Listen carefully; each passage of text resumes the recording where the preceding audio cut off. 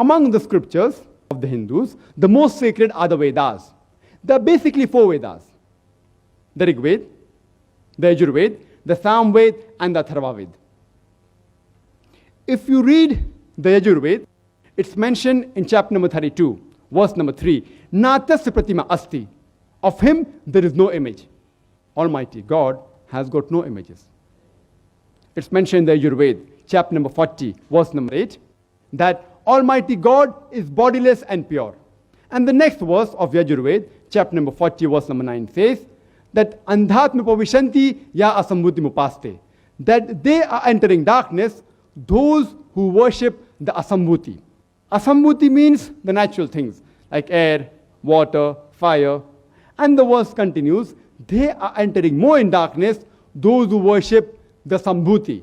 Sambhuti are the created things like chair, table, idols, etc.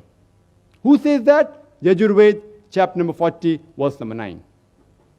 Further, if you read, it's mentioned in the Atharva Veda, chapter number 20, hymn number 58, verse number 3.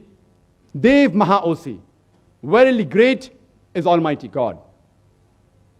Amongst the Vedas, the most sacred is the Rig Veda. It's mentioned in Rig Veda, book number 1, hymn number 164, verse number 46, that sages and saintly people call Almighty God by various names. And if you read Rig Veda, book number 2, hymn number 1, there are various attributes given to Almighty God. One amongst them, it's mentioned in Rig Veda, book number 2, hymn number 1, verse number 3, Brahma. If you translate Brahma into English, one of its meaning is the creator. If you translate into Arabic, it means Khalik. We Muslims have got no objection if someone calls Almighty God as Khalik or creator or Brahma.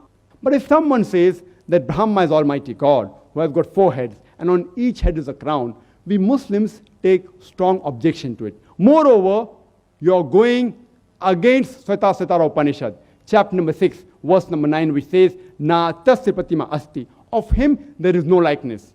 You are giving an image to Almighty God. Another beautiful attribute given in Rig Veda, book number 2, hymn number 1, verse number 3, is Vishnu. If you translate Vishnu into English, one of its meaning is the sustainer, the cherisher.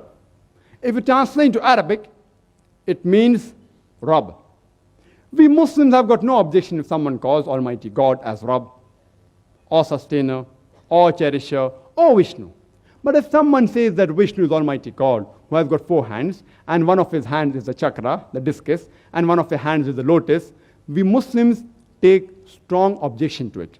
Moreover, you're giving an image to Almighty God. You're going against Yajur chapter number 32, verse number 3, which says, Na tasya pratima asti. Of him there is no image. It's mentioned in Rig Veda, volume number 8, chapter number 1, verse number 1. Ma chidanyadi sansad. All praises are due to him alone. Worship him alone. It's mentioned in Rig Veda, volume number 6, hymn number 45, verse number 16. Ya ek it mushtihi. There is only one God. Worship him alone. And the Brahma Sutra, the fundamental creed of Hinduism, is Ekam Braham Dustya Naste. Niya Naste Kinchan.